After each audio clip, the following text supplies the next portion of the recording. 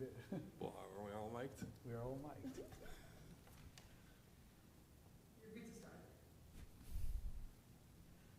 Hello, everyone. Welcome to this great session. We're going to be talking today about Agile and going back to basics. I'm here with several people who have signed the Agile Manifesto. Many of us who have been practicing Agile for decades. We all have some similarities in terms of what we think is important around Agile. We probably also have some differences. We're going to talk about these today with the hope of leaving everybody with some best practices, some guidelines that they can take away from and learn from this esteemed group of really smart people who've been practicing Agile for so many years. I want to introduce everybody to each other and to our audience. Phil, would you like to say hello to everybody? Hello, everybody. My name is Phil Heijkoop. I started off as a software engineer and Scrum Master. I went to the dark side and joined a tooling company and spent 5 years helping them implement the tool. So I spent a lot of time on the tool and process side of the people, process, and tools thing. Have implemented Agile at various scales, have developed some opinions on the matter, and I think that's why I'm here. Great, I can't wait to hear them. I am Ronica Roth. I'm co-founder and principal of the Welcome Elephant. And I do business agility and facilitated leadership coaching. So I'm trying to work with leaders to create environments where people can do their best work, where they can thrive, where they can create results and actually also be happy humans. So yeah, those, and I would say that is also what I did in the beginning, 20 years ago, 20 years ago, and now I'm back to it. I'm James Grenning. I've got one of those red shirts on, so I happen to have gone skiing on the right weekend in Snowbird, Utah, and was part of the creation of the Agile Manifesto. How I spend my time these days, I help people engineer. I'm an engineer. I help engineers learn test-driven development so that they can cause less problems for themselves and for the business. Hi, I'm Tim Ottinger. I'm with Industrial Logic. I started in '79 as a programmer. I survived the case wars and the waterfall and emerged as an object-oriented guy and then eventually as an Agile consultant. I'm the guy who decided not to go to Snowbird because I don't ski. So I'm the would have been, could have been Agile Manifesto author. Number 18. Could have been the 18th. Oh, man. Oh, yeah, I guess I'm also in the red shirt because Jim found one in his basement, so we all looked for ours. We got this on the 10th anniversary. I'm Jon Kern. I'm an aerospace engineer by training, but fell into software development for flight simulation and all kinds of cool things, and fell into object-oriented C++. Worked with Peter Code, he's kind of my mentor. We formed a company with a few other people called TogetherSoft and built that. It was a tool company, speaking of what you're talking about, Phil. And got invited to the Agile Manifesto because of my DoD days. You could, if you did anything regarding Defense Department giant projects, you'd probably understand why at least 3 of those 4 bullets are very, I had a lot of opinions, let's say, about how crappy process can be. So today I'm working with Adaptavist and we deal some crazy things, and I'd really like to talk to you more because, yeah, in my opinion, we want to help people do joyous and meaningful work. It doesn't have to suck. Doesn't have to suck. Hey everyone, my name is Andrew Satriano. I'm an account director at Apptio. I specialize in our Agile solution target process. I've been working in the Agile portfolio and program management space for the past 10 years, so I'm really on the dark side. I've been helping large organizations scale their Agile initiatives for the past 10 years or so. I can remember when I first got my first job in the Agile space, I had to take like tests on all of your names, and so this is very wild to be sitting amongst all of you, getting tested on different flavors of Agile, and so looking forward to chatting with you guys. I feel a little bit out of place, but really excited to work with you guys. My name is Jim Highsmith. I'm also one of the manifesto authors. I'm sort of semi-retired right now, although it's become more semi than retired recently. I've been involved in the Agile movement or doing Agile-like projects since the early 90s. We didn't call it Agile back then, we called it Rapid Application Development. So I sort of lived through that era, and I call that the roots of Agile era, because there were a lot of things that happened during that period of time that caused the group to get together and want to try to do something different. And it's been real interesting how this has evolved over the last 20 years. Nobody at that meeting had the vaguest idea that what has happened would happen. And I often go back and think about why. Why did it happen? And it was the right thing at the right time, and it really caught on. And I think there were a couple of reasons for that we can get into later. Thank you. Awesome. I'm Tina Behers. I'm the Vice President of Enterprise Agility with the Adaptavist Group. My Agile journey started in the early to mid-90s as well, working with RAD, we called it RAD, right? Working with RAD, and then got introduced to this little thing called C3 by an uncle that worked at Chrysler. Everybody now knows that as XP. So I've been working in the Agile space since way back in those days. I like to joke with John that, some of us were working in Agile before y'all got drunk on the mountain. Somewhere in the mid to late 2000s, I kind of figured out, the real problem with organizations being able to have happy employees doing their work was a lot of byproduct coming out of leadership portfolio, strategies not being built in a way that made them adaptable. And that's really where I began to focus my work, is with the leadership strategy and portfolio groups. So excited to be here amongst all of y'all. Looking forward to this conversation. Thank you, Tina. Thank you, everybody, for being here. I'm in awe of being around so much expertise in one room. Again, my name is Isaac Sacolick. I'm an ex-CTO and CIO, spent 20 years in the seat of leading organizations, following many of the practices that you guys have written about, led. I now run a company called Star CIO that focuses on digital transformation, and I have 2 books to my name, Driving Digital and Digital Trailblazer, along with my writing for CIO and InfoWorld. So I'm really excited to have this talk with you. I'm going to start with Tina with a simple question, okay, that I hope you can all weigh in on. It's been about 20 years, 23 years since the manifesto, and the question I have is it living up to its potential? You believe that it's actually gone beyond your wildest dreams of what you thought that one day would lead to, but there's still some challenges that people are facing when it comes to Agile. And so I'm looking for, what you think the biggest challenges are, and how do you provide recommendations to your clients, to the people you're working with, about addressing them when you're working day to day, week to week, month to month, sprint to sprint, release to release, and everything that we're trying to accomplish? Tina. So I think knowing several of these guys now over the years, I think the manifesto itself grew into something beyond everyone's wildest expectations at Snowbird. Fortunately for the rest of us who have followed and picked up the baton to follow and wave, I think some of the key points where folks are struggling, there's a difference between doing Agile and being Agile. And it really comes down to my favorite colloquialism, not lately, of Agile mindset. It's a big adopting behaviors that allow you to react, right?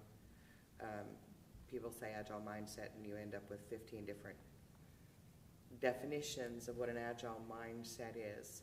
It's really developing those habits through our behaviors, and those behaviors have to be pervasive across the organization. The newest person coming straight out of college as an intern to the oldest gray-haired person in the corner office somewhere in the building. If they're not, we end up with the pains that a lot of folks experience in trying to do Agile. Jim? Well, as I said earlier, it has spread much further than I ever thought it would, or anybody that was there at the meeting thought it would. And I have to laugh sometimes. I get questions like, how come you didn't include X in the Agile Manifesto? I said, because X wasn't around back then. And it was done at a particular time and a particular place, and I think based on what came out, that it's been pretty positive for the industry. Are there some challenges? Surely there are. And I like Jerry Weinberg's statement of raspberry jam. The wider you spread it, the thinner it gets. And so out towards the edges, it gets kind of thin sometimes. And I think we need to help those people where it's thin, thicken it back up. And so I would like to see people really understand the manifesto. A couple of things about the manifesto. It needs to be interpreted in terms of its intent, not necessarily its words. When it says software, I can substitute product, I can substitute solution, I can substitute a lot of words in there. Don't interpret it, strictly word by word, but look at the intent.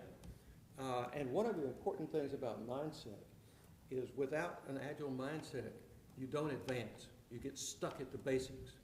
And if you, in other words, you've got the novice, you've got a practitioner, and you've got an expert.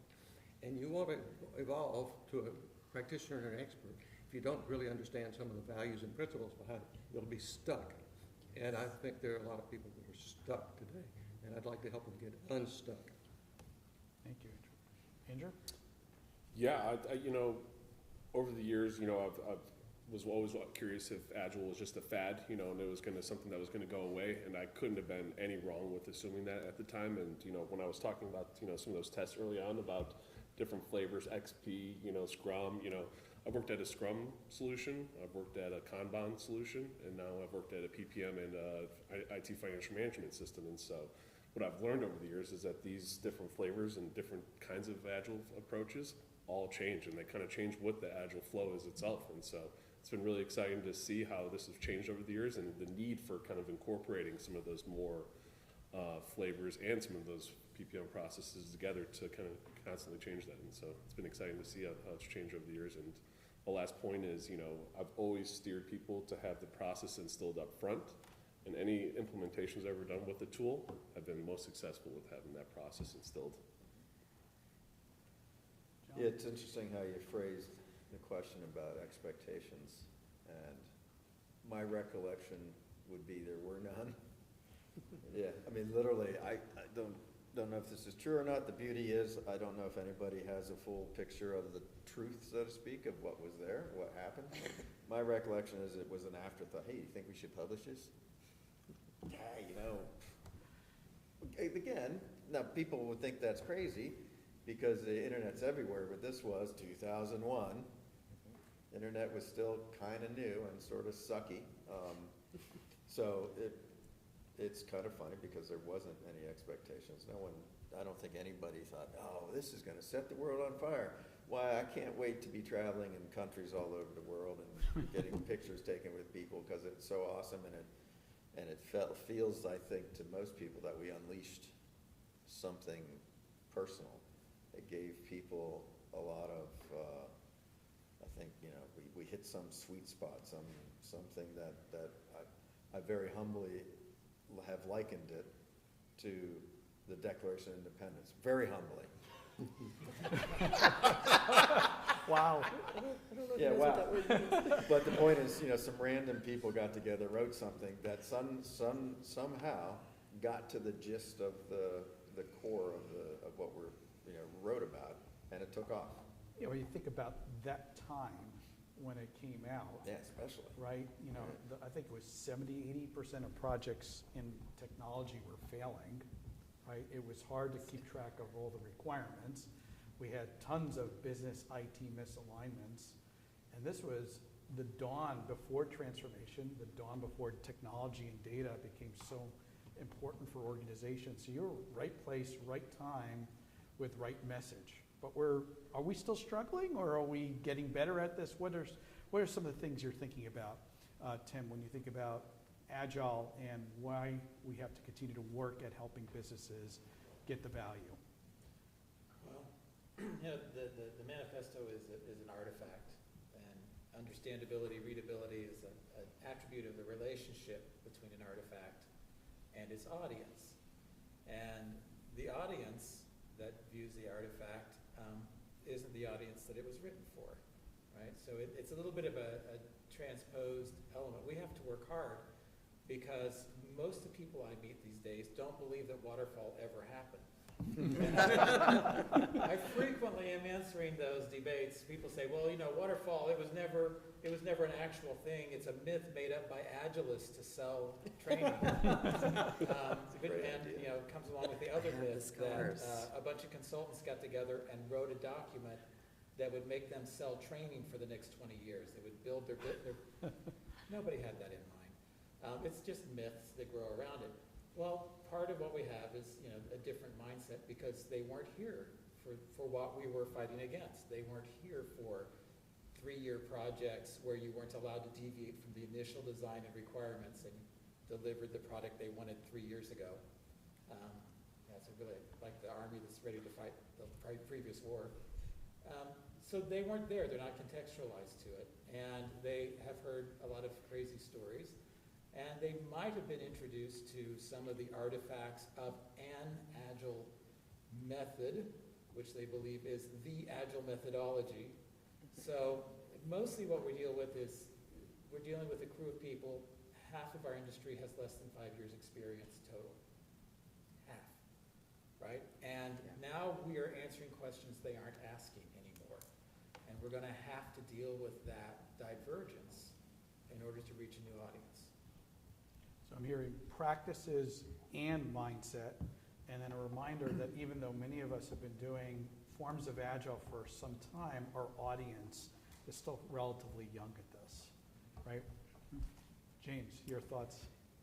Well, I'll agree with John and Jim about there was no expectation that anyone would care about what happened on the mountain in Snowbird.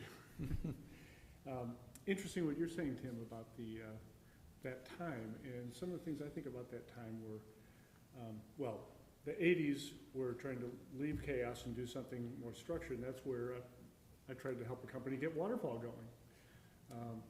And then in the 90s, we're finding out it doesn't really work, and we needed something else, and this thing called extreme programming happened. And it's like, extreme programming, what is that, right? It's like a joke name, but it got people's attention, so we started to pay attention to it, and actually fixed all kinds of problems, which, by the way, I'll just say as an aside, most of them are still broken today, because people are ignoring that innovation there. So, but again, nobody really cared. Nobody thought the manifesto would matter to anyone. Companies were more interested in sending their work to foreign countries for lower programmer rates because they didn't think programming was a real skill. And Cheaper way to fail. Yeah. And so there was that going on. And so I guess was part of the question, what do we need to work on? Yeah. There's no engineers at this Agile conference here. Very few. I'm wondering where they went and why they're not part of it. I happen to know from reading some blogs of complaining engineers that they feel like they're not allowed to do quality work. And I attribute that to they don't know how to do iterative and incremental development. And there's something to learn there that they're unaware of, which I was unaware of 23 years ago, and now happily am aware of it, and my life has gotten much better because of it. Ronica, Houston, do we have a problem, or are we okay? I don't know. Can't help but pick up on a few threads. One of the first things I thought of what's changed is, and maybe it's a little bit the opposite of what you just said, but in line with what Jim said, it's gone from software to everywhere, for sure.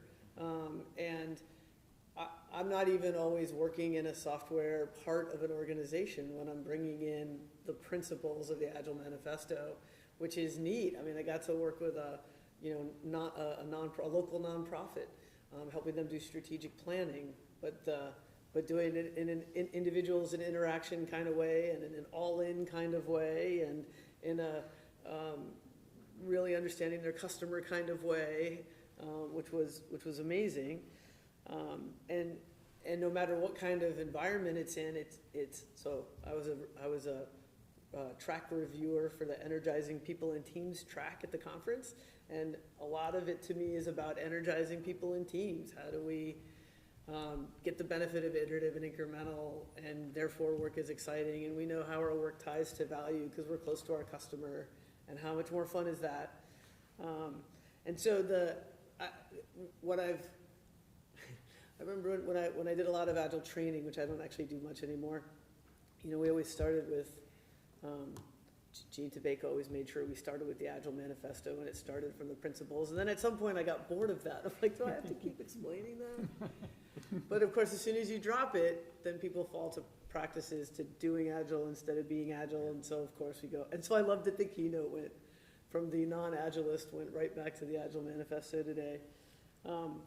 But Houston, do we have a problem? I mean, the tension is, you've got business leaders who are afraid of failure and the uncertainty of knowledge work. And so that's stressful. And Agile is an amazing risk management tool for that, but that's not always obvious. And there's really messy parts in the middle, no matter how much transparency you try to create. And so then leaders get scared and they're like, but just give me just tell me the plan. Tell me the plan so I can sleep at night. And so I think there's the what do we have to do? It's the challenge is, how do we help make visible that this is really the best way to get to the thing you're trying to get to, and make it less scary in the middle somehow on the way to the journey. What do you think? Well, I wanted to actually pick on something James said, because I can't believe I'm going to say this, but I disagree a little bit.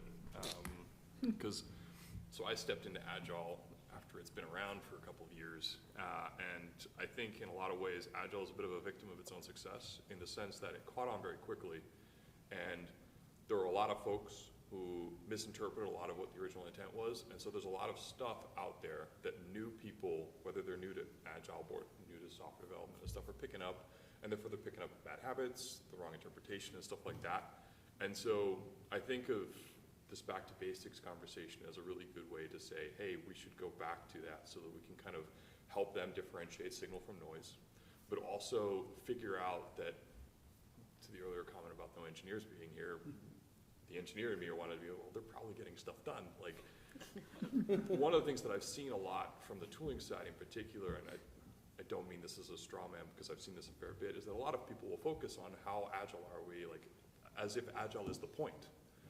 But we're not out here to measure how well we're adhering to whatever principle of Agile we're doing.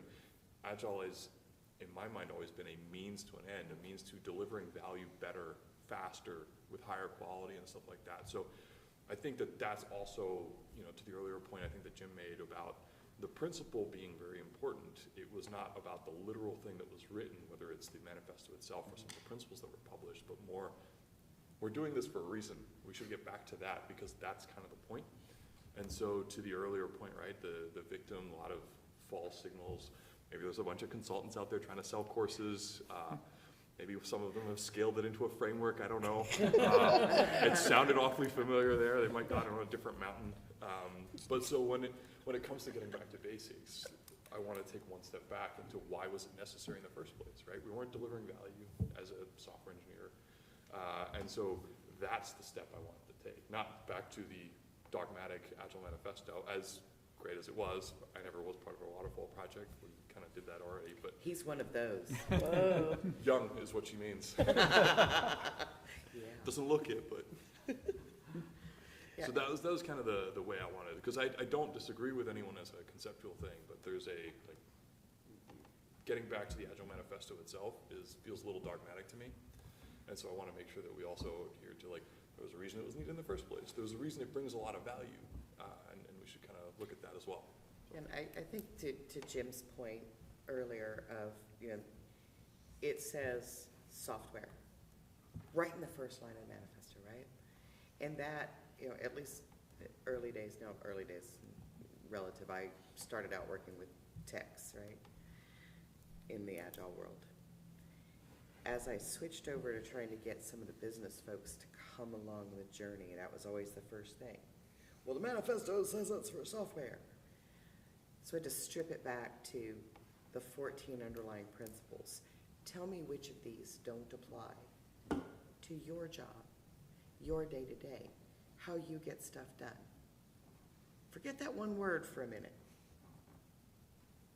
And I think that's really where it comes back to. If you're one of the Phils in the world that never had to deal with change control boards and 3-year plans for software, God love you. I have scars I'll share with you.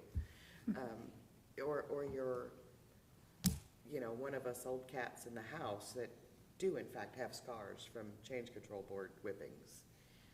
It's getting back to those 14 principles that y'all put in the manifesto. That's the magic that's allowed it to, in my opinion, become as popular as it did, as quickly as it did, and to result in all of this that we have today. T-shirts and all. T-shirts and all.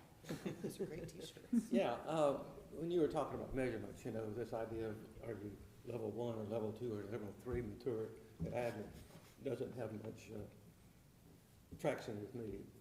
But I worked for the company, had about 500 people in engineering and product management. This was in the 2005-ish area. And so they were typical of a software company about that time. They had about a 12 to 14 month release cycle. And they were backing off, and they were doing 10 months of development and several months of getting ready and final testing and integration, and then they were getting 8 months, and then they were down to 6 months. They were doing 6 months of development to do 6 months of testing and integration and getting it ready to go. And so I came up with a simple metric for them to use. Reduce the tail. How are you going to reduce that tail so that you can get out of 12 months release, you can get it maybe 10 or 11 months of actual development work. And that was a simple metric, but it really worked because it was talking about value to the customer. And so I think sometimes we get overly zealous about our metrics. And we have too many of them that try to measure too many things that are unmeasurable. So back to basics, focus on customer, have a couple of key metrics, but stay away from, and value of course, and stay away from too many metrics. Any other back to basics that we want to make sure? Well, there's one thing that I know in the early days of us helping people adopt extreme programming, we'd always start by saying, what are the problems that you're experiencing here at this company? And people, they were brought us in, so they were willing to share those problems. What problems are being solved today? Oh, we're not agile enough. That's not a problem, right? So what's the basic thing is, what are we trying to do? Well, we want to deliver something that works in a timely way and have people that enjoy it, right? And that's the same. Was there any other back then? Those are the three that always came up in different words every time we asked someone, and that was what they wanted. And I think today, we still need that. Tim? I like the first 3 words are the best words on the manifesto. It says, we are discovering, and I think that a lot of people lose context there, and they assume that Agile is the thing. I mean, after all, they've written books. And Lots right there, of them. there's pictures in the books. There's a drawing. There, it's done. We're finished. All done. Done all those years ago. We decided, and James invented planning poker. And I asked somebody, they were doing planning poker, they didn't need to do it. And why are you doing that? They said, because it was empirically proven to be the most accurate way to do estimates. I don't think that that's true at all. Why do you think that's true? Well, we're doing it in Scrum, and Scrum is based on empiricism, so everything in here has been empirically proven. People said that? That's interesting. And it's like, Ouch. no, Yeah, that was a we good one. are discovering. It's science, Tim. They said, 2 months to 2 weeks with a preference to the shortest period. Who thought we'd be delivering 13 times an hour? Right. Nobody had that in their minds. Right. That was Certainly not in imaginable. 2001. No. Right. Yeah, and it was talked about cross-functional teams, which by the way, 99% of Agile shops don't have a cross-functional team. They aren't self-managing. They're not self-org. It was written right there on page 2. Yeah, but playing poker, they can just pick up a deck of cards and. That's right. Yeah, people print off those cards and sell them, so you can even flip the physical card. Yeah, So it's already done. by the way, we started to tell people not to do that about a year after they put the paper together. Yeah. Because there's better things to do, and it became a ritual that had its own life, and people spending days doing it. No, that's not. You can use it for an hour. That's it. And the So a lot of- pointing and the pointing and the poker is one of the areas that, John and I've had, I don't know, a couple hundred debates about now, right? There's a point in time when your teams are learning to provide estimation, because to the point of our conversation earlier, you are never going to get a Fortune anything number, pick a number, don't care, Fortune 1 million, to not forecast, right? There has to be a way that the team members can provide some method of forecasting. Planning poker gives when it's done properly, gives a very fast, easy way to do that, right? And the teams learn to stabilize around what 40 points means to them versus 40 points means to John versus Phil. And life is good. When we have teams that say, oh, it's empirically proven and I have to do this, I have to spend 3 days doing it, and I have to measure it in 12 ways. Now we have a problem, Houston. Oh, look at me, I don't even go to Houston. Jim, we have a problem. Houston, we have a problem. There you go. Too hot and steamy. I love when I bring a group Skiing's awful together. too. Exactly. You guys just Gets me jump back to my into first project. You guys just jump into the topics before I even throw them at you. Sorry. No, it's all great. I mean, So You people know- are doing it, not knowing why they're doing it. there's a lot of that. So Yeah. I A want lot to of talk that. about misconceptions, right? Very quickly, when we're working with groups, we have to go from the concept, big broad concept, we're working with people, we're discovering along the way, and starting to translating that to what it means. And when we work with really small groups, it's a lot easier. When we work with very large groups, we need some regiments in terms of what it means to be agile and what an agile process looks like. So it creates a lot of misconceptions. I remember when I started, and I looked at, I came from the waterfall days, and in the waterfall days, you looked at it and said, yeah, this is pretty broken.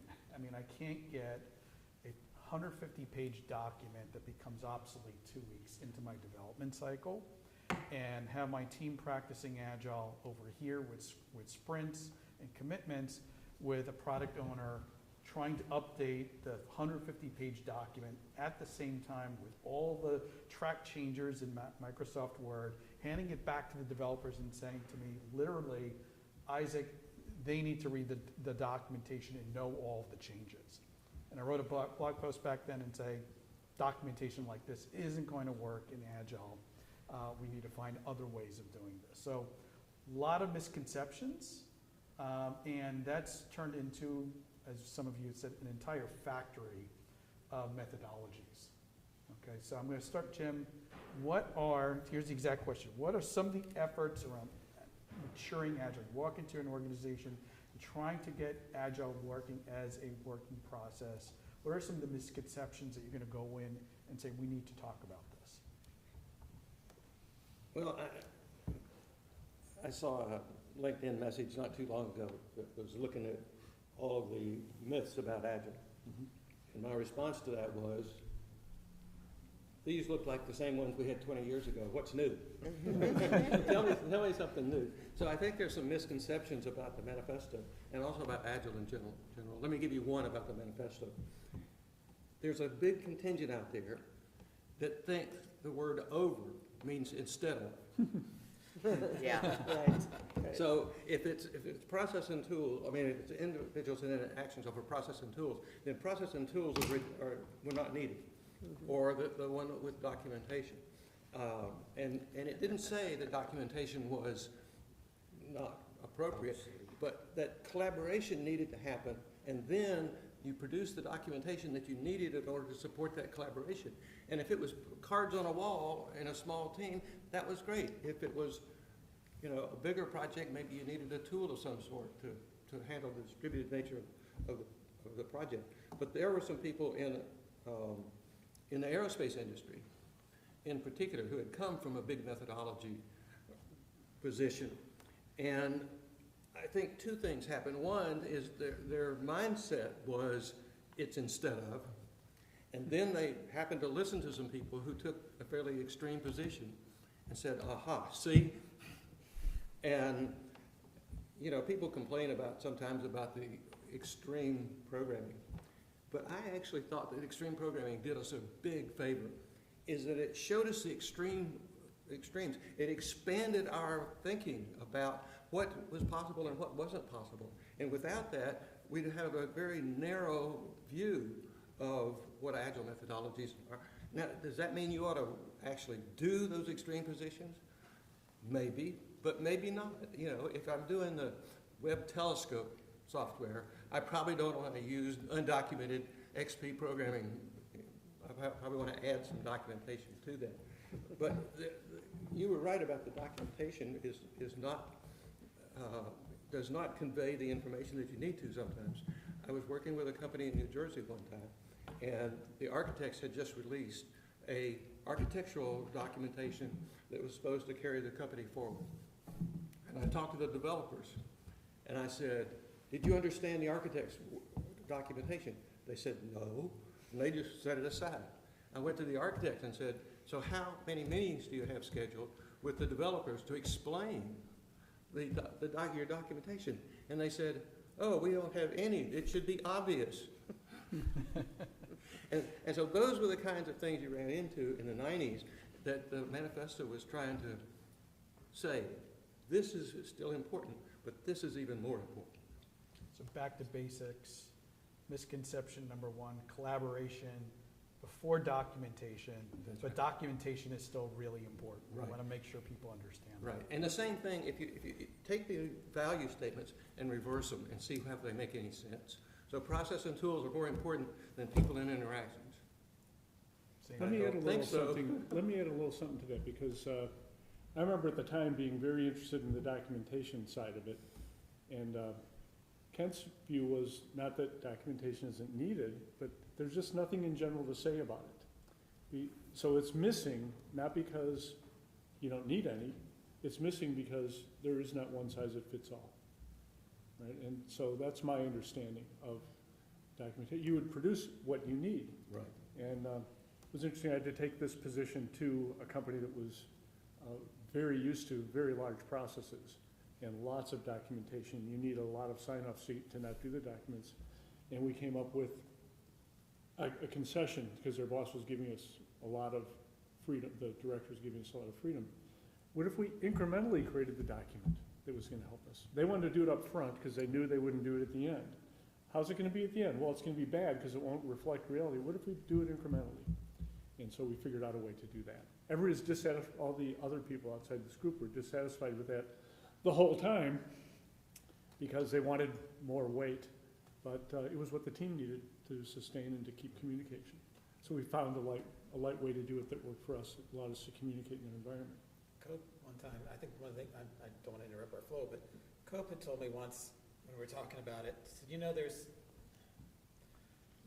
documentation has a couple different purposes. You might write a document to communicate an idea to somebody, and you might write a document to remember what it is that you've agreed upon. And he said, when we're working in an agile way, we tend to only write documents for that second reason.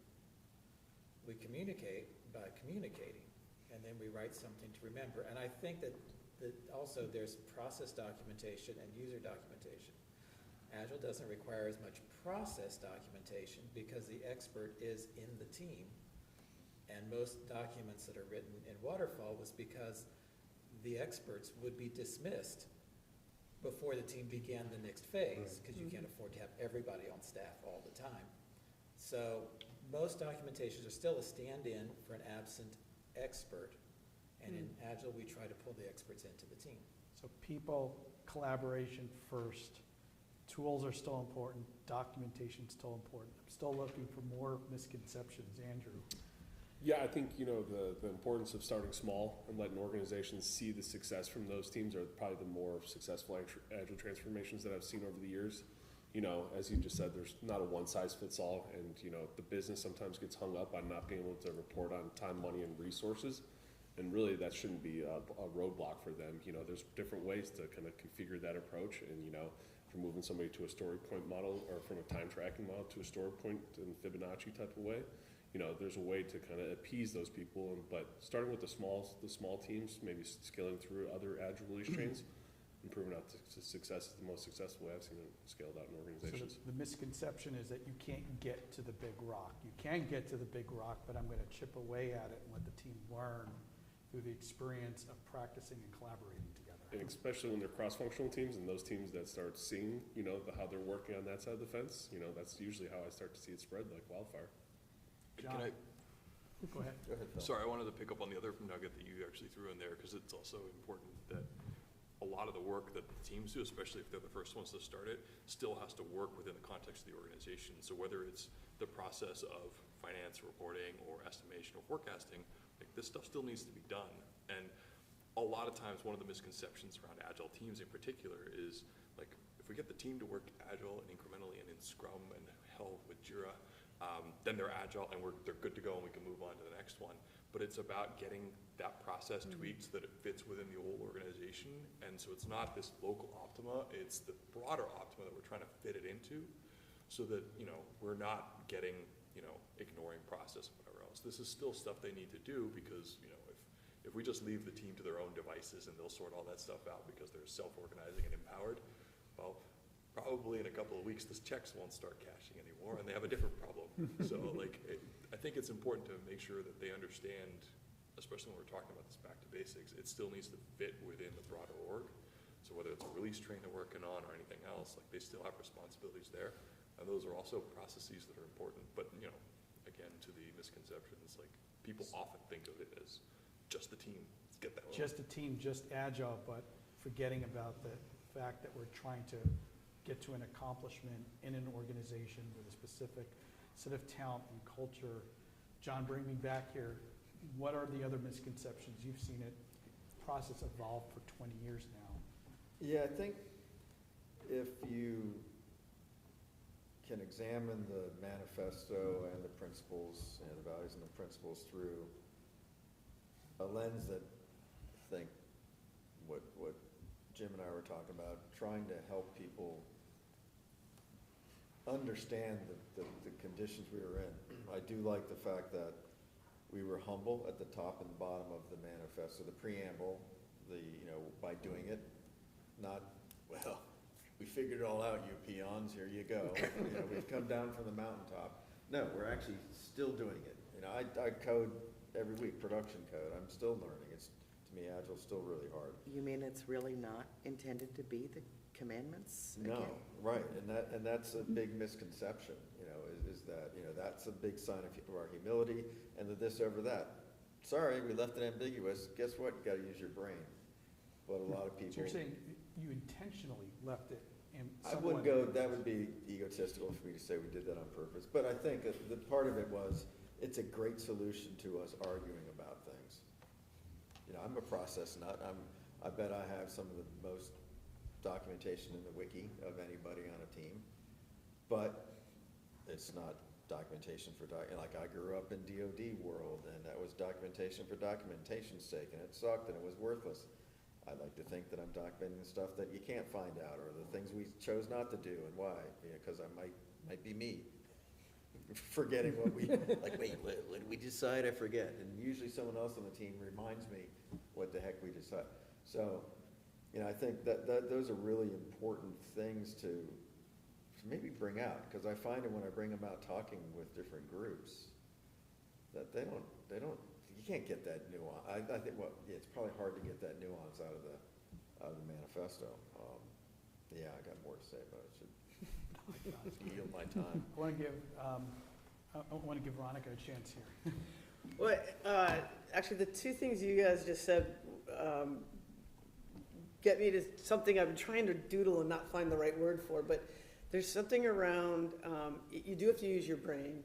It isn't, the practices are really just stories, or all the practices, all the methods, all the things are really just stories people have been telling each other about things that they found that worked in various contexts, and how similar is my context to that context, and can I use that? But one of the things I was kind of going back to, because I've seen this go wrong, is we have to engage with the teams. We want empowered teams who are using their brains. I also want them to use their brains, not just for how to build the thing we're building, but how how to be agile and how to scale that agility. So great, we worked it out as a team, we're doing great, we're finally delivering, we're creating value, and we can see that it's really fun. Oh, but now we're gonna work with this team too, and that team over there? All right, well, they're doing it slightly different. We should get together and talk, and not like we should tell, Ronica should come in and tell us how to do it now that we're this many teams. But all I want to do is then let's all get together and figure out, well, what's been working, what hasn't been working now that we're trying to collaborate across more teams. And so now how do we want to do it? What do we want to change? And by the way, I've got a few stories to bring about things that we've seen work in the past. And sometimes work here and not work there, like planning poker.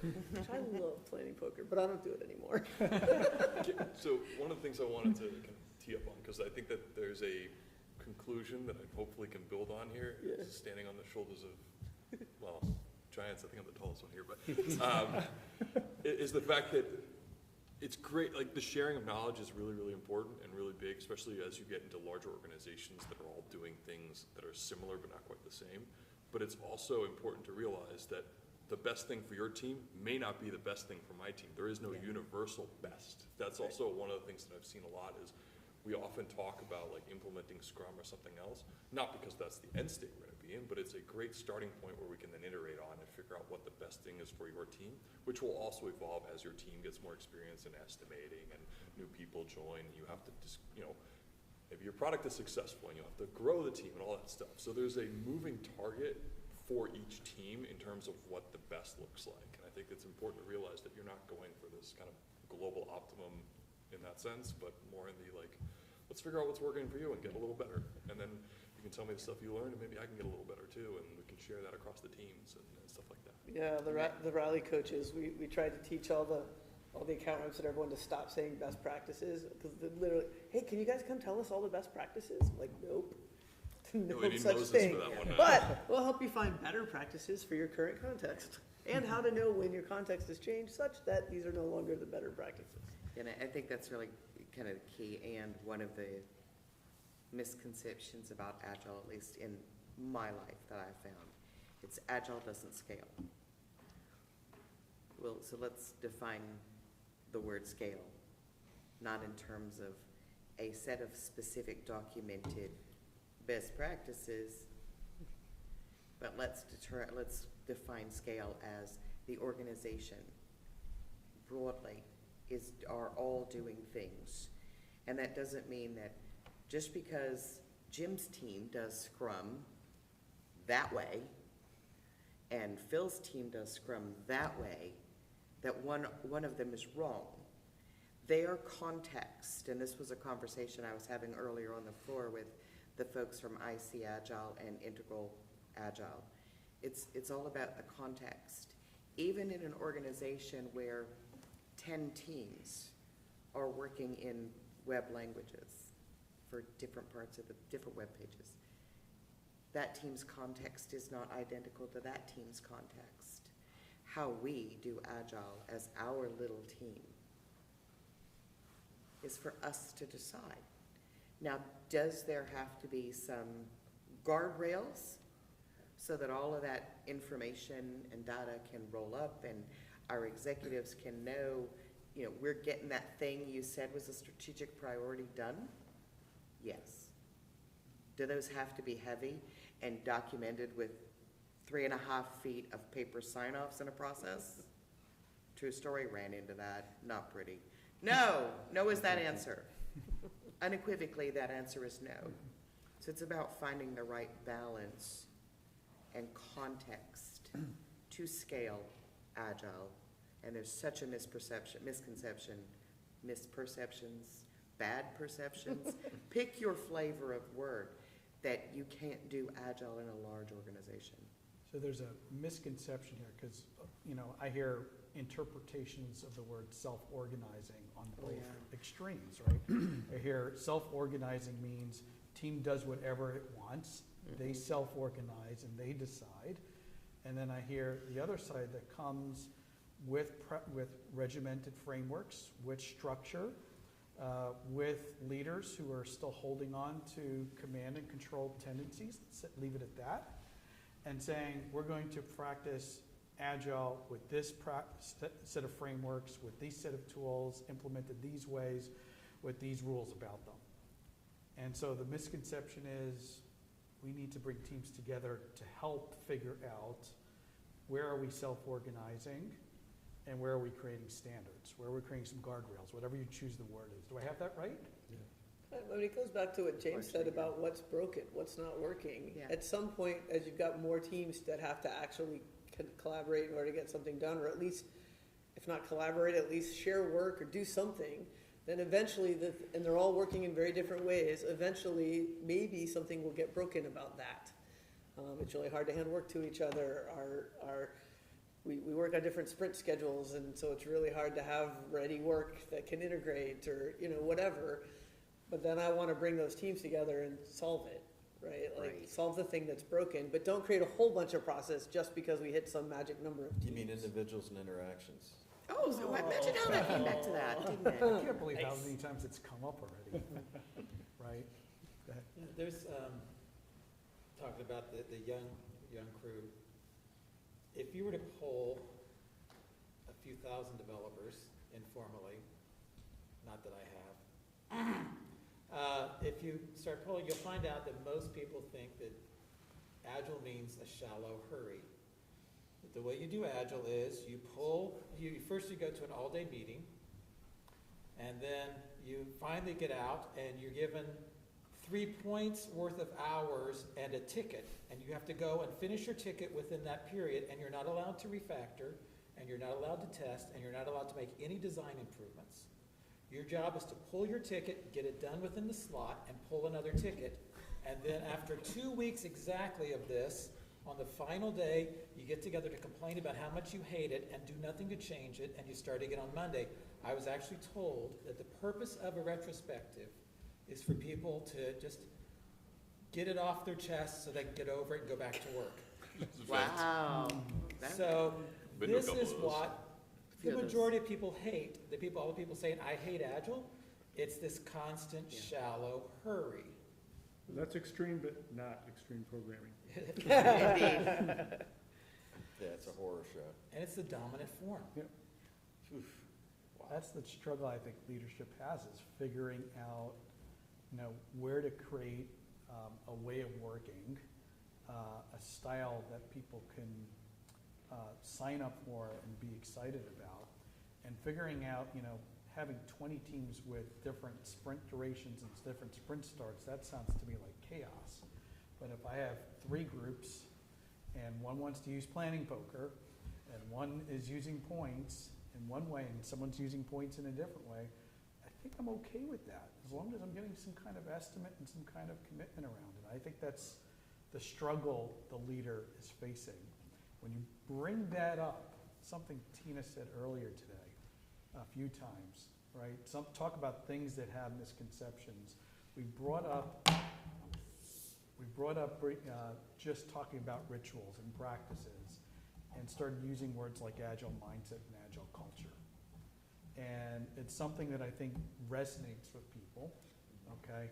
They sort of get what not having an agile culture is, or not having an agile mindset is, right? But we have a hard time describing what it actually is. What does it look like when we see it? What does it look like when we feel it? I think is probably the better answer. Okay. Andrew, do you want to take your definition of what agile mindset and agile cultures look like when you work with an organization? Yeah, I think, it's the whole idea of making sure that your teams are not overworked, making sure they're able to handle the capacity that they're being told to work.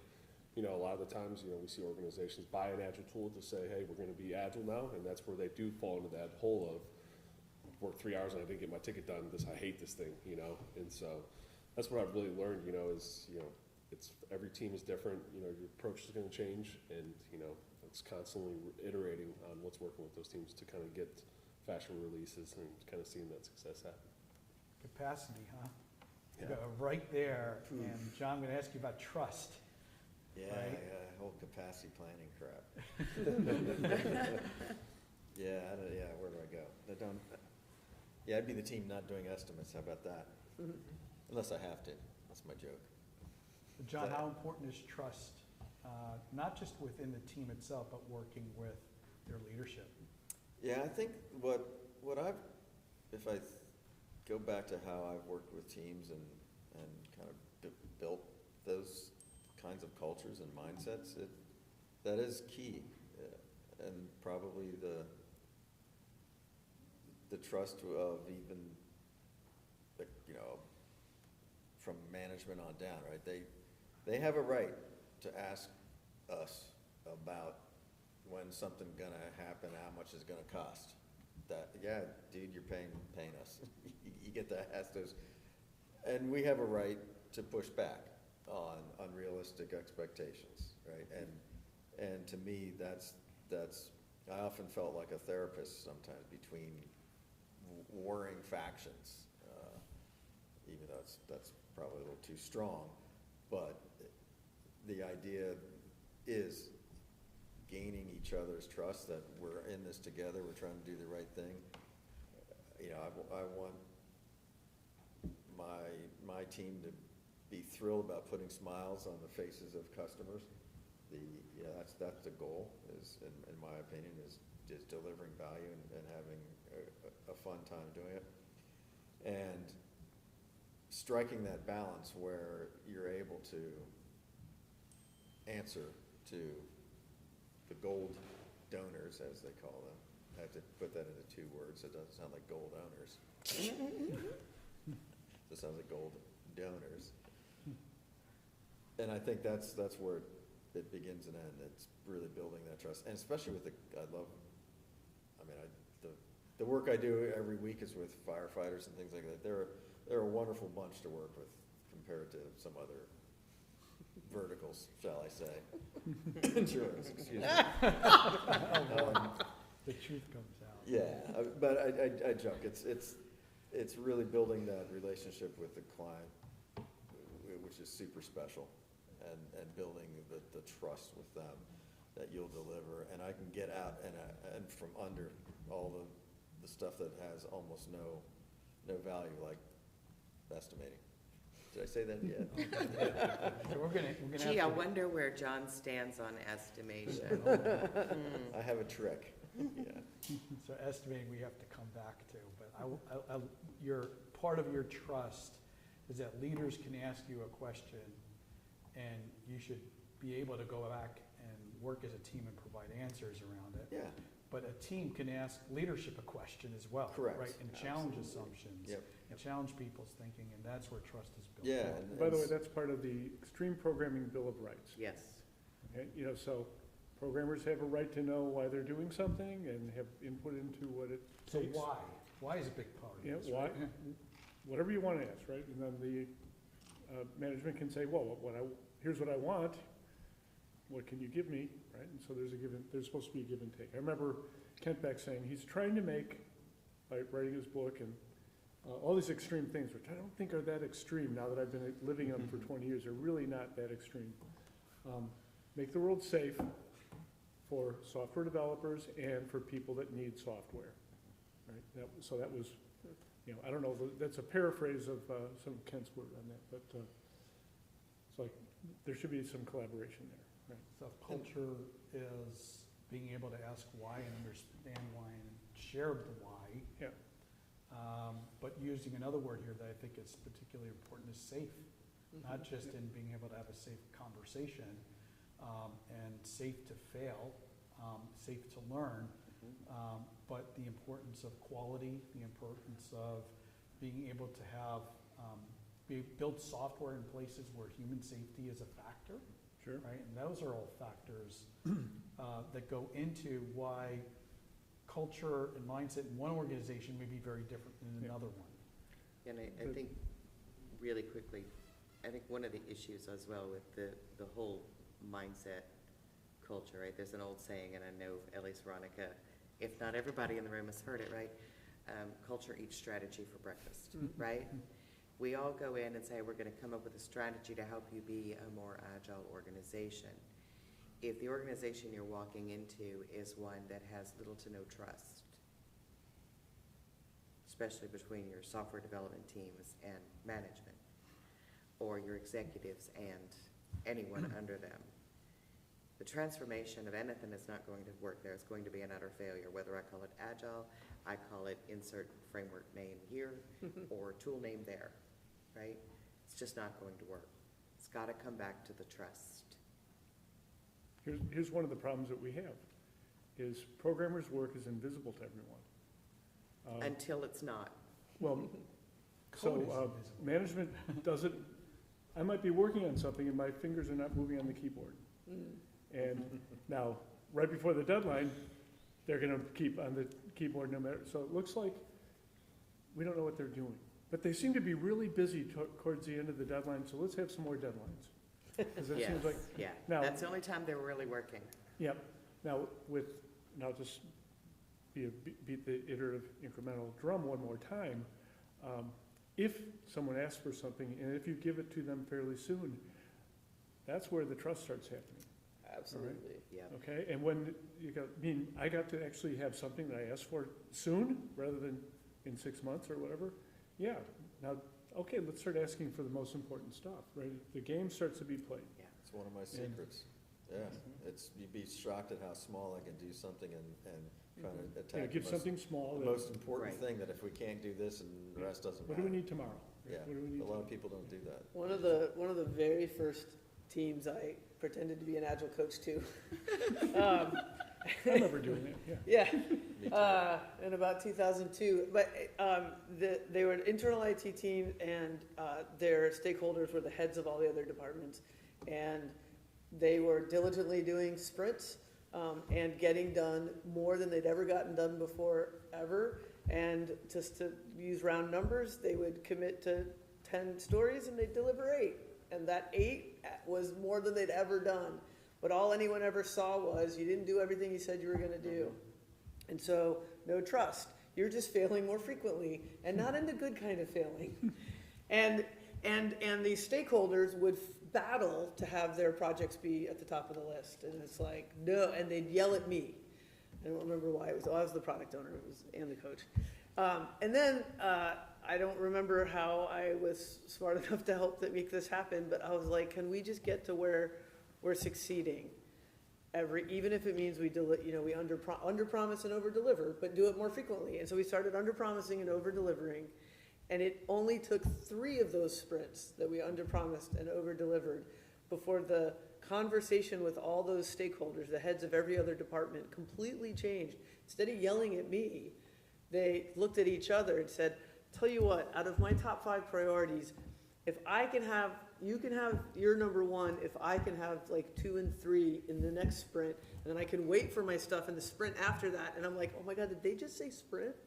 They had no idea what a sprint was before that, but it really changed. The conversation went to where it was supposed to be, which is not what's the capacity of the team, but what is the priority of the work that's Right. the demand. Move it to the demand side, and it's because we built trust. I think Yeah. it's a really important transition you see with a shift in culture and mindset of beating up the team because you want more faster to a shift of here's what the team can deliver. Now let's debate what the real priority needs to be. Yeah, Right, because and you see capacity is that, you know. constrained and demand is infinite, and that's never ever changed, which is why the estimate's kind Exactly. of like, I can. That's why waterfall failed. Yeah. Well, the bad thing about the points were that no matter what they were, somebody else said, well, we could give them a goal with a few more points, that's gonna be good for them. And really what it does is destroy their system. Stretch goal. You know, the Destroys feedback their is- system that they built for themselves. That's what I loved about points is, because I was always demanded hours. How many hours, how many dollars is it gonna take to build this feature, which we knew was a bunch of stories underneath it? And I said, I can't really answer that until we start working on it. But I can show you the complexity. I can give you an estimate of the complexity, and then I don't wanna debate the complexity. I wanna debate the priority of what you asked for and whether it's worth investing in that complexity. So I think the value of estimation is to get a rough idea which things are less expensive than which other things. Yes. Yes. So that a decision could be made to what to do now. Like realize that the estimate will be wrong no matter if you spend a month on it or 2 hours, right? It's gonna be wrong either way. You might as well be done in 2 hours because then you could actually go do something. Except the Exactly. typical problem is you got this command and control mindset, And there's estimating it full up, unlike what you just mentioned, Isaac, which is kind of what I strive for is, no, this is negotiation time. This is, I want the business person who can tell me what value is, because sometimes they might have written something that if we just do it blindly, it's a waste, but we instead can have some conversations and realize for 20% of the money, I can give you 80% of the value. How about we start there? Maybe even a little bit less. I often try to tell people that you want to think of the smallest thing you can do and then do something slightly uncomfortably less. Because you can always add more, but you can never get back the wasted time that you spent. But you can always fall a little bit short, get some feedback, and you know, That's a oh, by the way, mindset, right? oh, by the way, you get that feedback sooner too, duh. Yeah. So an agile culture is slightly uncomfortable? I like it. Yeah, right. And I And think keep there's- everybody a little on edge, and, you know, from the product to the developers, because developers, oh yeah, we'll code out way more than we need to a lot of times. Oh, yeah, definitely. Gold Yeah. plate? No, never. No developer ever gold plated anything. But that mindset to challenge, right? When I saw teams put out a story as 21 points, I said, great, you should challenge it, right? The product owner Hell should yeah, challenge it's it, not Yeah, seeing the light of day right? on Why on is my this 21 team. points? I love that. Would- And you'd would find that- out because of some crazy acceptance criteria that made no sense, Exactly. and it got pulled out, and now it's an 8 or 13 point story because it's, the complexity is down. 0.03 mega millihertz refresh screen rate. Yeah, that was always my favorite. So, I so think there's basically, if one- it's not a 1 or a 2, you don't understand it well enough to really be working on it, except to reduce the risk and peel off pieces. If it's a big number, whatever your scale is, if it's a big number, it means we don't really understand it. That's right. Yeah, and Or sometimes you're just asking for too much. Tim, I'd love to hear your. I think that a lot of times when we're managing, it's easy to fall into the belief that we're being held hostage, right? So here's this thing, it's one thing, it has to be done, when can I see it, how much is it gonna cost me? And we forget that when we're in charge, done is when we say it's done. If you want something done by August 13th, start making some now, decide when you've got enough to call it the 13th, right? You start and you decide when it's done by putting one thing in after another. If you know, most of us are in a position where we're dealing with product, and with product, you've got a revenue stream, and you're providing new features to the revenue stream, and you're hoping it will grow. Most of us are not building a submarine from scratch, right? So it's a different world, and if you want a feature, you can say, I'd like to have some motion on this now, and on the 13th, you know, before then, you know, whatever's done then, that's what's done. Let's make sure the important stuff is done first and the bad stuff is done last. And I think a lot of people get really hung up in the idea, especially developers, that you have to specify and develop an entire feature at a time. Dude, this is 2023. We have CI, we have CD, we have all these different, I can give you 50 Feature different topics. ways to slice stories, Flags, to put them out in communities, and pieces, goals. and you can decide when that's enough. And I don't have to pre-design for the rest of the feature. I can build what we need now and keep the design clean, and you just say, okay, that's good enough, let's not do that anymore. And I'm okay with that. I think there's one common thread that everybody's talked about in response to this question. And it's one that, you know, I've experienced a couple times in my career in my career. If the executive of the organization, whether that's the CEO or the head of product, has not published and communicated and again communicated and again communicated what the vision and the strategy are for the company, for the product, there is no way for the product managers, product owner, whatever label we're going to stick on that role, to be able to set the priorities. Therefore, there's no way for the teams to realistically be able to deliver value that meets your strategy. And that's where, you know, a lot of leaders are failing here because they just don't know. They think, well, I had my board meeting. Here's the deck. Here's the Yeah. And it gets communicated from there. Well, it rarely does. And, you know, I've been in situations where, you know, the the head of product or the CEO or the whatever had to take a leave of absence from the company. And because those strategies, the vision was not communicated, the next layer down didn't know what was next to work on or what was important. And so, decisions were made by a knowledge worker in the tech space to go do X. And in one situation, it worked out really well. In another situation, that particular technologist, who was brilliant, by the way, and had been working on that product for a long, long time, got axed because he made a decision that wasn't in alignment with a vision that he was never provided.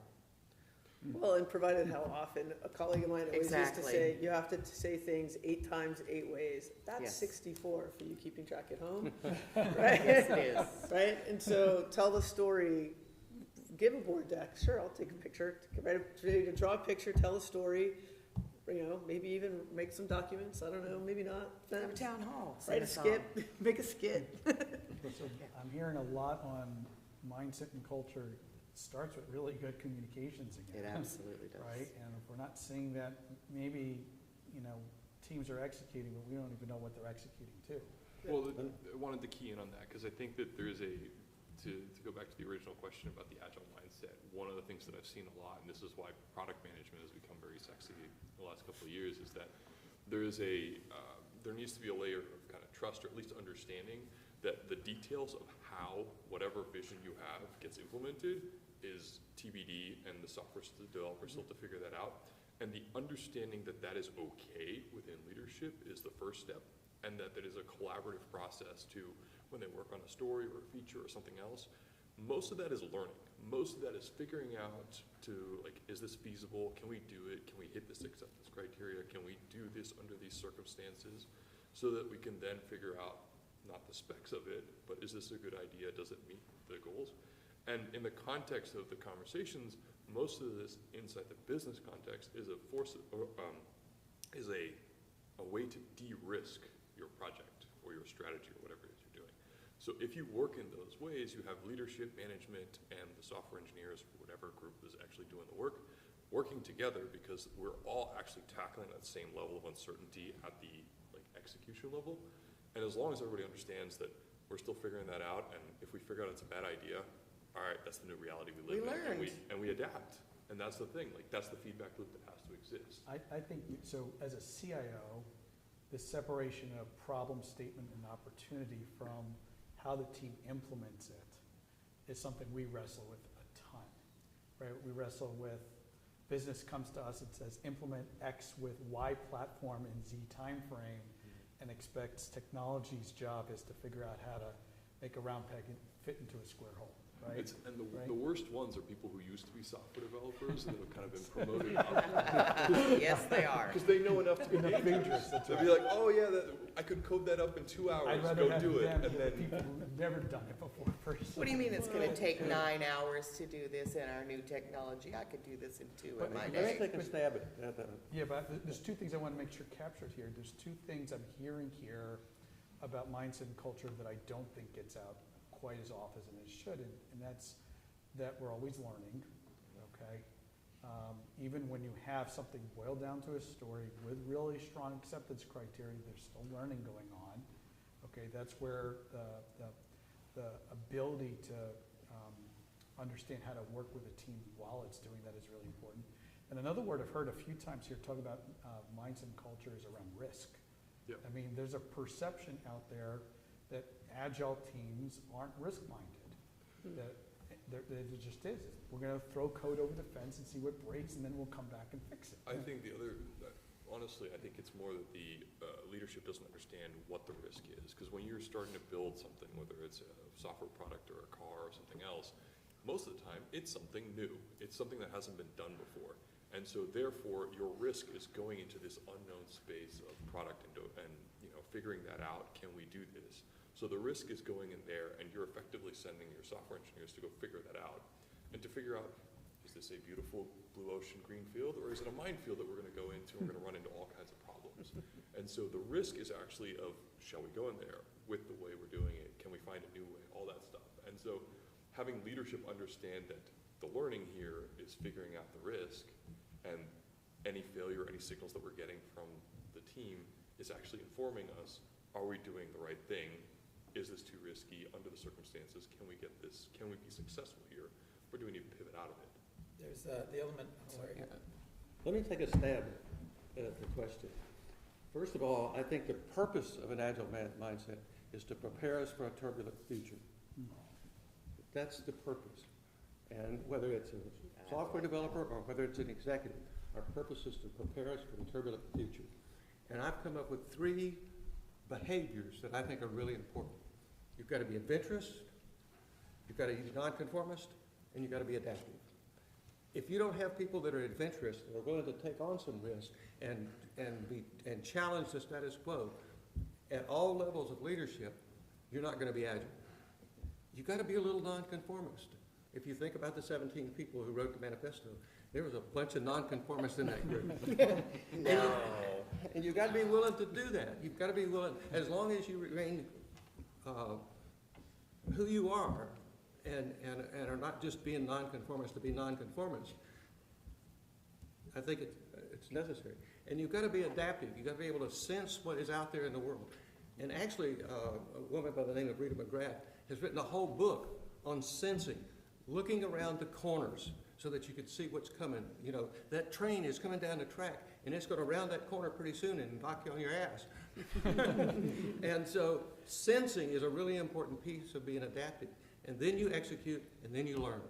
And I think those 3 things, being adventurous, being nonconformist, and being adaptive, are part of what Agile Mindset is really all about. And we were talking about trust, and a lot of trust is anticipation. You know, you find that person that you trust in your team, they've always come through for me before.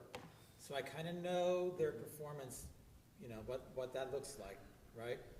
And I've seen it before, and it's a lot of anticipation. Well, where does the disappointment come from? They didn't meet my expectation. Did they know your expectation? Well, I wrote down this, they should have figured it out from there. You know, the number 1 cause of distrust is that people don't meet our unspoken expectations. And you think, well, what's that got to do with Agile? Well, if you go back to page 2 again, it says business and development work together throughout every day. When we are working together, we see what other people do. We learn to anticipate, we learn to recognize, we learn to communicate. We can become missional together. We can be on a goal together. But if developers are an abstract class of human at a distance, or management is an abstract class of human, you're now at the mercy of what we call the law of the second floor, which tells you that anyone 2 levels above or below you in an organization doesn't really understand what you do for a living. Even if they used to do it, that's still true. Right. And so what do we have to do? We have to work together. If we don't work together, we can't anticipate and explain our expectations. Not to mention the floors, that's just too much of a hurdle to get up. Yeah. And go upstairs and talk to somebody. Yeah, it's too far. We might as well be in another country. And PO became irrelevant by moving to an office 20 steps down the hall. Yeah. It's shocking. Got the corner office all right. No, it wasn't even. That's even worse. You gotta get your steps in, though. Yeah, I was going to say, everyone needs a Fitbit. Went from the busiest office to it could have been a broom closet. So risk in learning and also adventurous, right?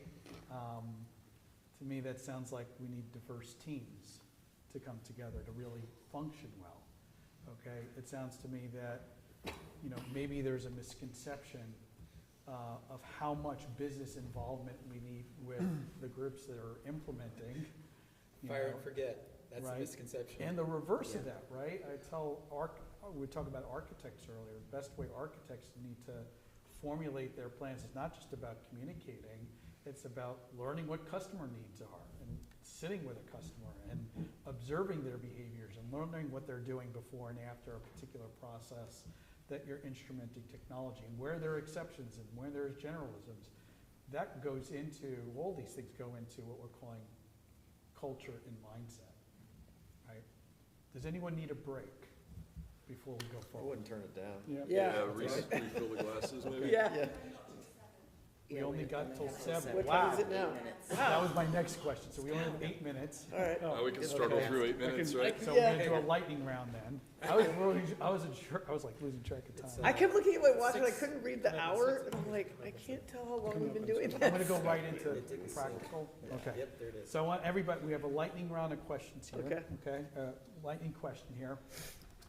As we're closing up, we've been talking about Agile Manifesto, we've been talking about culture, mindset, we got into misconceptions around the practices. I'm looking for your practical solutions, right? There's a lot more businesses today doing technology, right? It's not just startups, right? Doing technology from 20 years ago. It's everybody is doing technology. We're trying to get every one of these organizations successful in using Agile to deliver innovations and to deliver capabilities. Really what this is a vehicle to be able to do this.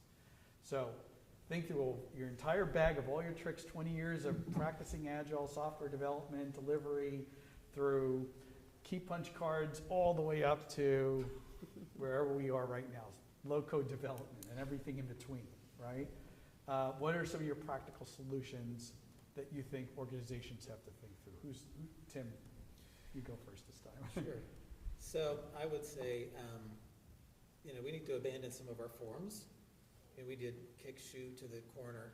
I think that in Shuhari, it's time for us to move up. So what are the things that were key to us? Well, we know that we deliver quickly. We deliver with higher collaboration. So we pull people together. We get a team. What we've been doing is drop kicking the developers. We just airdrop them, I guess. A parachute drop into, we're going to work in teams. We're going to do CD, and we'll figure the rest out. And surprisingly, you can take an entire team from 0 to just amazingly agile in a couple of days.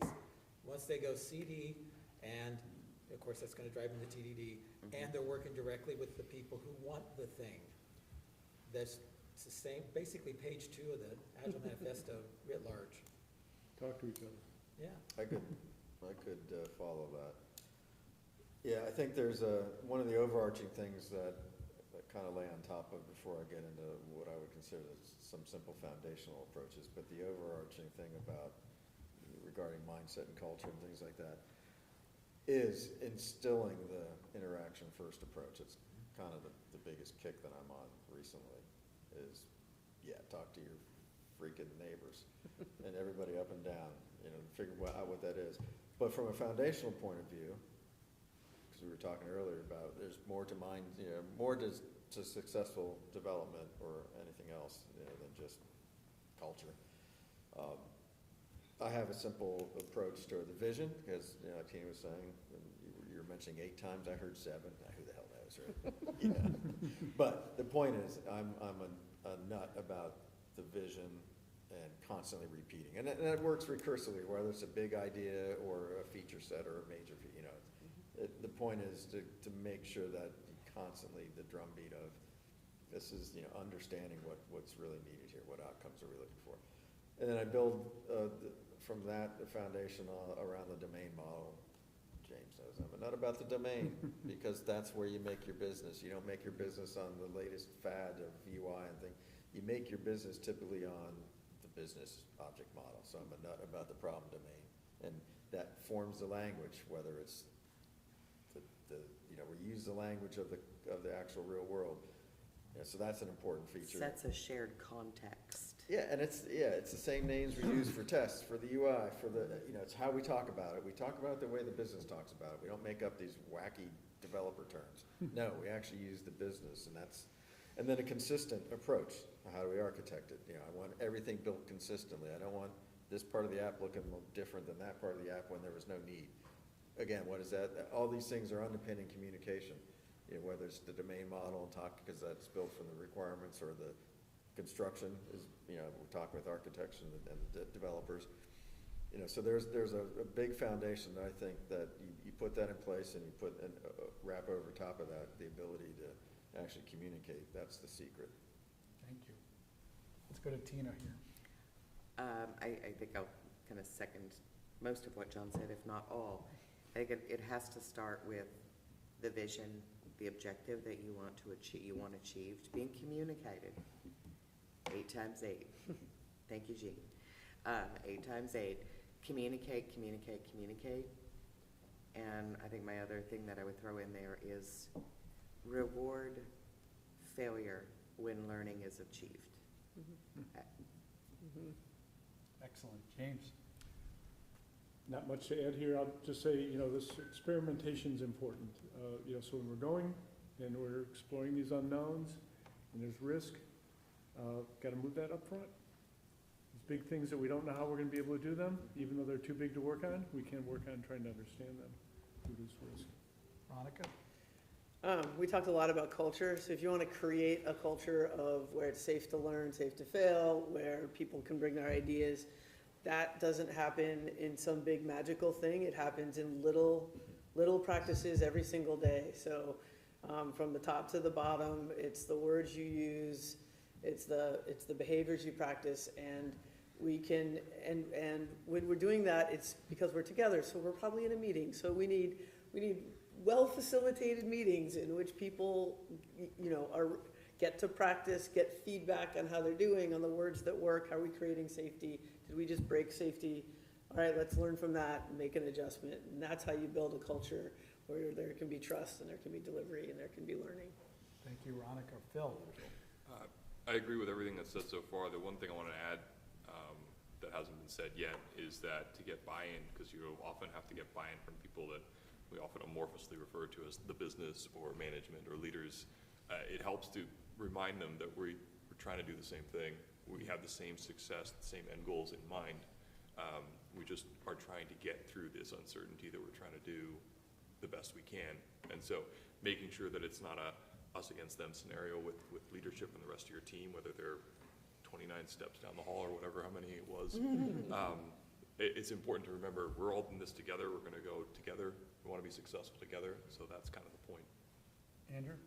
Teamwork, collaboration. The collective is much stronger than the individual. There's a lot of concepts, not even being an engineering background, working in sales, I've taken into my sales career, and so having the team together, is so strong. And understanding, though, agile to one team or one department or one business unit is going to be different from another one's, and so it's not a one-size-fits-all type of approach. Jim? I'm going to combine a couple of questions you have, one of which is misconception. And I would like to voice a misconception that I think people at this table have, including me, is that we know enough about organizational change and organizational design to help people scale. And that we need to get some help. Our expertise is in the technology and the agile, and if we're going to scale this stuff into organizations, we need to get some people who really understand organizational design and organizational change to help us. Thank you, Jim. John, any final words before we close out? No, I gave enough. You know when it's done, right? Yeah. Know what problem you're solving. No way. Yes. Yes, it's a classic. Any last words? I want to thank this team of amazing Agilists for helping us get back to basics today. It's been a wonderful experience moderating this conversation because so many key points really did come out. We talked about misconceptions, we talked about the strengths of the manifesto, we discussed culture and mindset, how important that was, and just the importance of communications, I think is probably the lasting thing I'll have from this group. Thank you for your attendance and your participation today. Thank you to the Adaptavist. Thank you to the Adaptavist for sponsoring us today. And looking forward to seeing you all around in the Agile circles. Thank you. Thank you. Thank you. Thank you. Thanks. Thanks very much. Yes. Yeah, of course. Creeping around this whole time. Oh, Tim, can you come? No, I think I can get it.